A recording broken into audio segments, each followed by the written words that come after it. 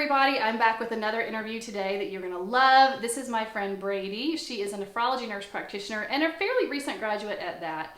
And I think that you guys are going to find her story so relatable because she is in a situation that I think many of you are in, starting her career in a very competitive market and entering into it thinking you're going to do one thing and ending up somewhere else, and how you can find joy in what you do. And I think that is so inspiring. Her story is so inspiring to me, and I think you will find it will be for you as well. If we haven't met yet, my name is Bree. I'm a nurse practitioner. I make content for nurses, NPs, and students. Welcome to the channel.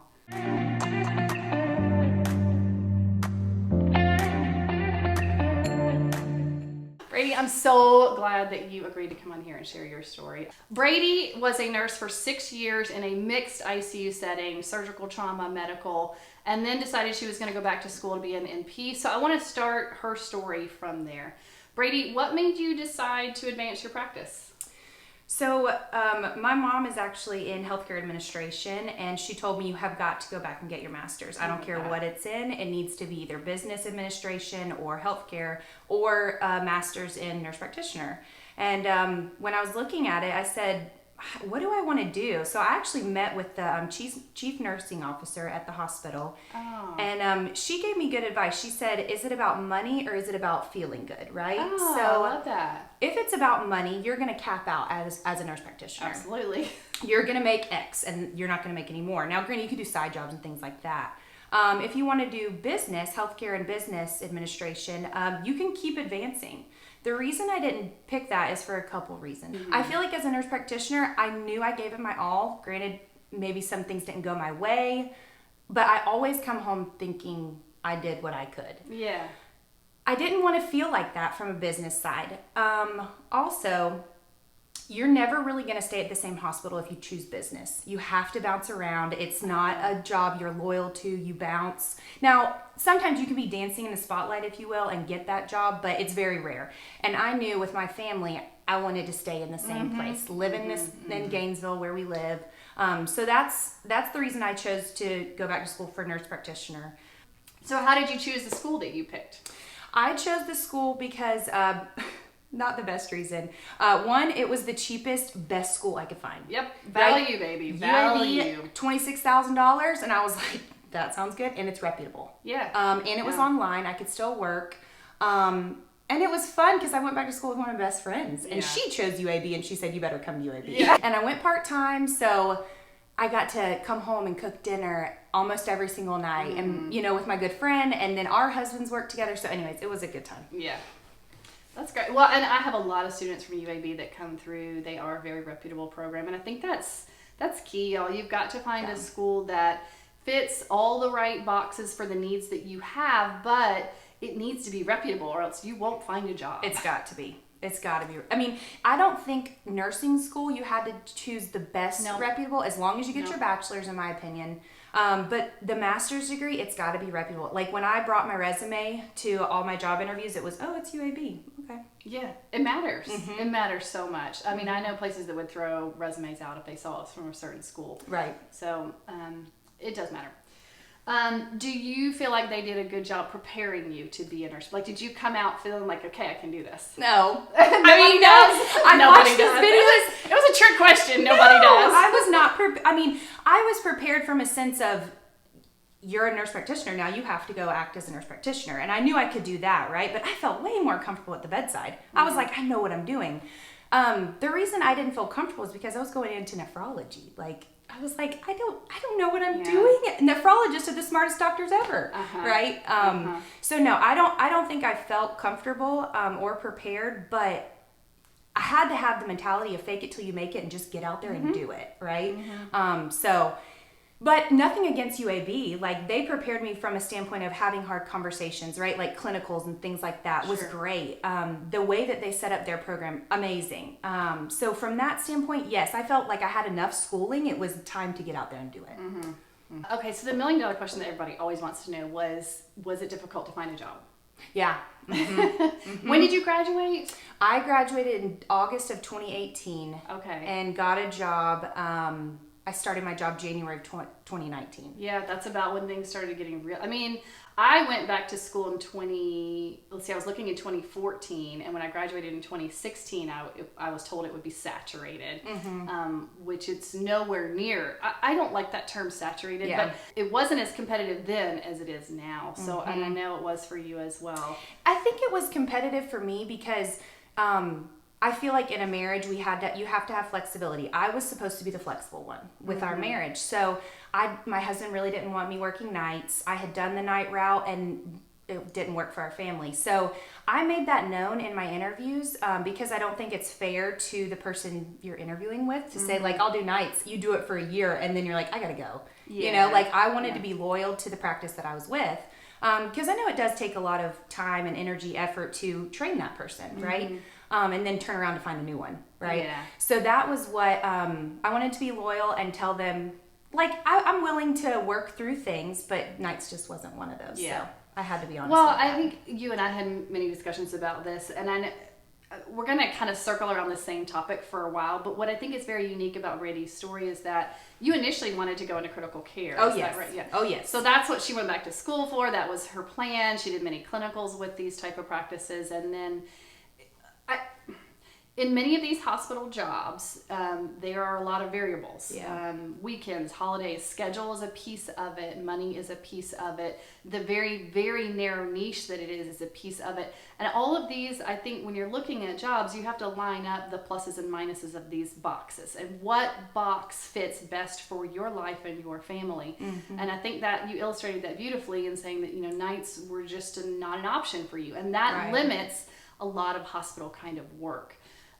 So it's just picking what works best for your life and your family, and it may not be what you initially thought. Yeah. And now if I would have gotten a job with critical care, I would have sat down with my husband and said, this is what I'm doing. And the reason I wanted critical care so bad is because that's what I had known, right? So critical care, I went into it. It was, if I told somebody I'm a critical care nurse, it was, oh, you're the head dog. Like, you know it all, right? And I wanted that same thing as a nurse practitioner. Of critical care nurse practitioners are the best. Like I go to them for all my questions, and so I kind of wanted to keep that going. Yeah. But it just didn't work out that way. So, but that's okay. It's okay. It ended up good. It did. And it's interesting you say that because I thought the exact opposite thing. I mean, I had been a hospital nurse for 16 years. Went back to school, 6 in ER and 10 in ICU. But I really was super intimidated by the critical care thing. I was like, I think I want to do palliative care. Now you're the best one. I paid her to say that. No, it's just, it's so intimidating. I think many of these specialties that aren't really a specialty, hospitalists are one. You have to know a little bit about a lot of things. Yeah, that's true. That's a large body of knowledge. That's very intimidating factor for me. I didn't think I could do it. But it is a very fun position to be in, but it's a very intimidating place to start for sure. I feel like whatever you do, just get into it, and if it works for you, you're gonna feel competent after a certain amount of time. If you keep trying, keep going for it. So it was like I wanted to start in critical care because I knew while I might not be ready for it, I knew I would learn, right? Sure. And I knew I would get there eventually. Just stick with it kind of thing. Yeah. So anyway. That's good advice because I think that many people when they start their first job are like, there's no way I can do this. Yeah. It's so intimidating and everybody goes into it with that fake it till you make it kind of thing. Yeah. Until you just like, oh wait, I remember that. I'm supposed to do this. Right. And it's just part of it. Do you have any tips for NPs that are struggling to find a job? Sell yourself.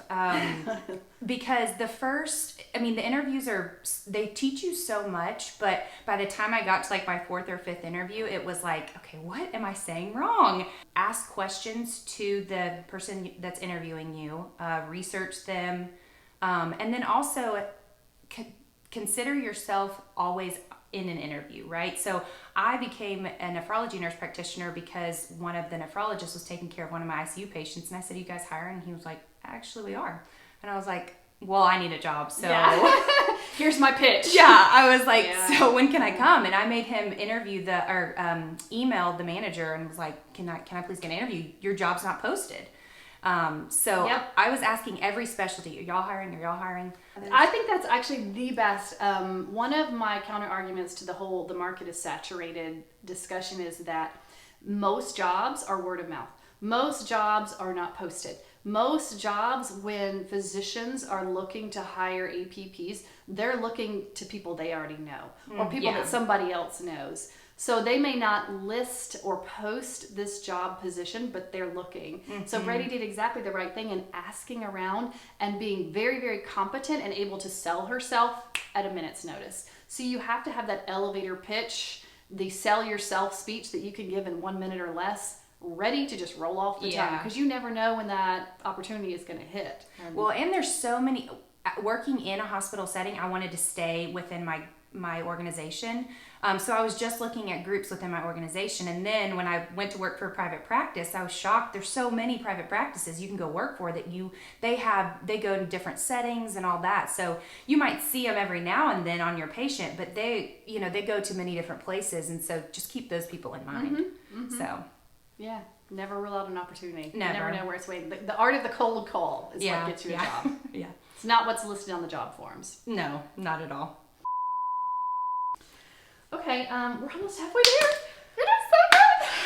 So, nephrology, I love it. I love that you ended up there. So tell me what you love about that practice. I love the patient care aspect, having long-term relationships with my patients. I see my dialysis patients 3 to 4 times a month. So that as an aspect I love. But the biggest thing I think I love is work-life balance, which a lot of people wouldn't think with working 5 days a week you have that, but I have more of that than I've ever had. So that's a big plus for me. And that's so interesting, right? Because you went from critical care working 12-hour days a few times a week and all the holidays and all the weekends to working a schedule. Yeah. And not only that, but having established relationships with your patients, which is the exact opposite of what we do in the hospital. Total opposite. Now, I don't think I get to dive into my patients as much as I'd like to. Like in critical care, you know every single thing about them. Right. Being a nurse practitioner, you get snippets of time with them. Now, over time, you build that connection. You understand like all of their history, but it takes a while to get there. So that's one thing that was kind of a challenge to switch over to. Well, and I'm always impressed with nephrologists because I can meet them in the hallway and say, hey, I've got one of your patients here. And they're like, they can remember everything. Like, oh yeah, that person hasn't been here in 3 weeks. And they know all these things from years back. Remember that. Yeah, I mean, I'm shocked at how many people I do know. I probably know, I would say rough estimate, 150 to 200 patients like the back of my hand. Like I know their name, I know their kids, I know their job. I mean, that's important, it's really good. But it took me a long time to get there. But yes. And I think a lot of people don't realize in acute care, when you get your acute care degree, you don't have to just work in a hospital. You can work in a specialty clinic. Yes. And you can establish relationships that you carry over with patients and see them over time. Many, many, many people don't realize that. And the other thing I love about this is that I did some clinic work and was shocked at how much I loved clinic work, way more than I anticipated I would. And when I applied for a job within a clinic, they offered me more because I had my acute care certification and I had the possibility of rounding in the hospital as opposed to my FNP colleagues. Just a thought. If you want to do clinic work, but you're not particularly set on needing to work with mommies or babies or children, go into acute care and do a specialty clinic and you can have a very rewarding work-life balance. Agreed totally. There is so much more that acute care offers as far as flexibility, versatility than an FNP offers. I can't imagine. We're trying to actually hire an FNP now because they only do clinic work. And personally, we don't like clinic work. Not all the time. So it's interesting you say you like it because I'm like, oh, okay. You don't love it? I don't love it. Really? I would like clinic work if I saw the same patients and it was just a 3-month follow-up, 4-month follow-up, if you will. But I see every nephrologist patient, so it's, 15 different nephrologist patients. I see. Sometimes it's a 1-week follow-up, so you have 15-minute time span to figure out what the AKI was caused from, what are we going to do. So that, I don't love that aspect. And it's so regimented, right? Like if I have a patient waiting, it just stresses me out. Like I can't get my notes done until I get home. So you don't have a scribe or anything to help you do your notes. So do you do your notes as you're talking to them? No, I'm big on not doing that. Face to face. Yeah, I had to be face to face because I couldn't hear what they were saying when I was doing my notes, and then I just haven't gotten to that point. So you see all your patients and then you do your notes at the end of the day? Yeah, if they have a quick note like stable CKD, then I try to get my note done. But if it's something like I need to look up, so for instance, we have separate system from like our hospital system. I have to log into the hospital system and see like, did you just see the cardiologist? What meds are you on? Half people don't know their meds. So I just want to take my time and look at those people's history and whatnot, because I really don't get the chance to do it before I go see them. Yeah. So that's tough. But yeah, I try to do my notes at lunch. All of my morning notes are done. And then in the evening, I try to do them. So you don't stay too late then? No, I am big on not staying late. I am leaving at 5:30. That's just something that I've told myself. I have 14 days to get my notes done. I never, ever wait that long. I try to get them done the next day or the next. So okay. But yeah, I've got to go home. Yeah. So that segues into my next question, which is about schedule. So you work 5 8-hour days? Yes. So I work for the majority 5 8-hour days, 8 to 5. It's never 8 hours, 9, something like that. And then when we work in the hospital, we work 7 days on, 2 off, and then Wednesday, Thursday, Friday, and then have the weekend off, and it goes back to 5 days. So how often do you round in the hospital? Normally once a month. This month I don't have any rounds, but then like one time there was a stretch where out of 6 weeks I worked 3 weeks in the hospital. So it varies. It varies, right, on people's schedules and vacation schedule, thing like that. So, but I like it. I mean, it's good continuity to be in the hospital for 7 days.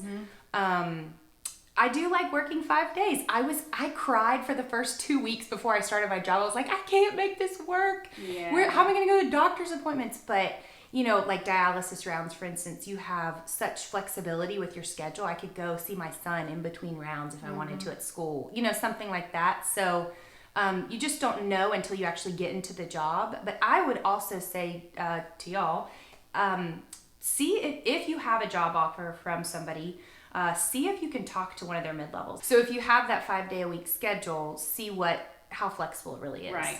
And also I think how full that day really is. I mean, are you full of patients every 15 minutes? I mean, the clinic that I interviewed at, the girl that was going to be my partner just flat out told me, this is not an 8-hour day, this is a 10-hour day. And that's with commute. I was going to be commuting away. So it's, even though it was only it's supposed to be 4 8s, it was not. Yeah. So some of it you just don't know until you start that job. Right.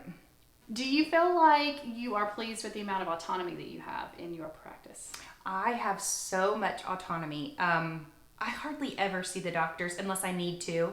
And I always know I can call them, right? But when I rounded with one of the nurse practitioners prior to starting the job, I saw how much autonomy she had, and I was like, I want that. Like, I don't want to hold your hand. I don't need all the help in the world. Like, I want to do my own thing. Yeah. So I do love and hate that a little bit. I miss working with the camaraderie, working with other nurse practitioners, or running something by them, like, hey, I got this patient, what do you think? Which I can still do that, but it's just not as easy as if they're sitting right beside you charting. Sure. What I was segueing towards was what you're telling me demonstrates what I see in many, many people, and I went through myself, and that is where you start from a place of faking it till you make it, to feeling competent, to feeling confident, to feeling stifled if you don't have good amount of autonomy. And I think that, just shows that you're there. You're there. And you have found a unicorn job, and that is a position where you have good work-life balance and you work with good physicians who allow you to practice to the full extent of your scope. Right.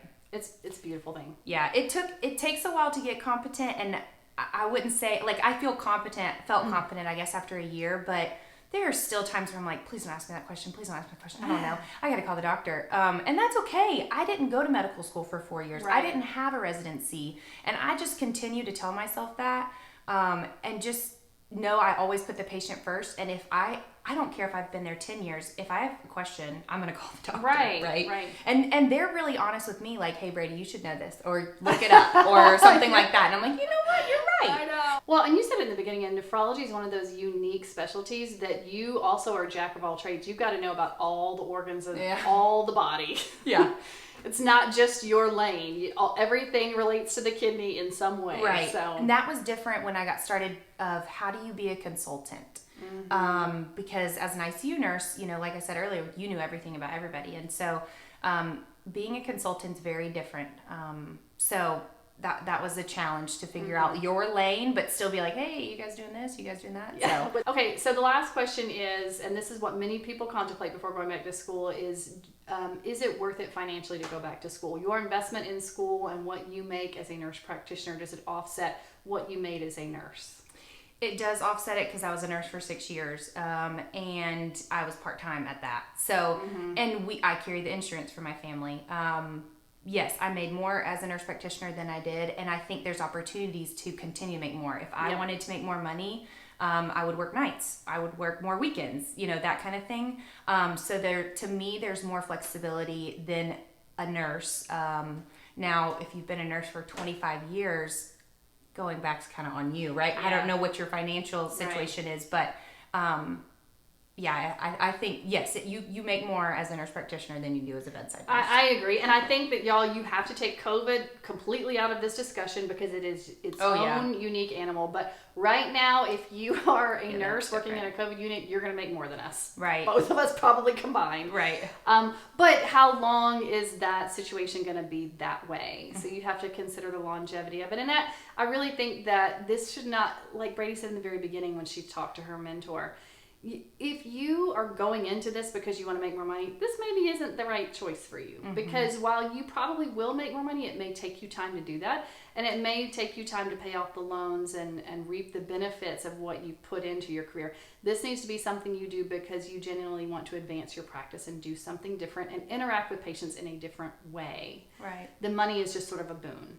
So again, I just am so inspired by your story. You went into this thinking you were going to be top-notch critical care nurse right out the gate, and you may still end up being there, but you ended up in a specialty that is very similar, that is equally challenging, and that is equally rewarding for you. And you went into it with an open heart and open eyes because it was what was available to you. And I have seen you flourish and grow, and you seem so happy with what you're doing. Thank you. I'm just thrilled with your story. Thank you. I am very happy. Yeah, your story is your story, and it'll work out, and it'll be what you make it, really. So make it great. There you go. The bloopers are good stuff. And then we do like this, and we shake all the shimmies out. We get it all out. There are shimmies, but Drew this morning was like, "You're curling your hair." I was like, "I'm on a video." I didn't like that's not how I wanted to do it. This is good. This is good. My acting classes are not fairly new graduate. Nephrology. It rolls off. Brady has been a nurse. This is so good. I'm gonna have to go get some water. Or some wine. I gotta go back to work. It's way better when you have wine. Do you ever watch it back to see where we need to go? No. All right. This is so funny. Why I'm so nervous. I'm like, stop it. You're so crazy. We're gonna have to clap that one. To competent to, oh, the light just changed. It's sort of weird. Oh, yeah. Really? They're just gonna be like, ooh, she just got really, really close. So was it, onboarding. Onboarding. No, we weren't. We were talking about competence. Sure. We were.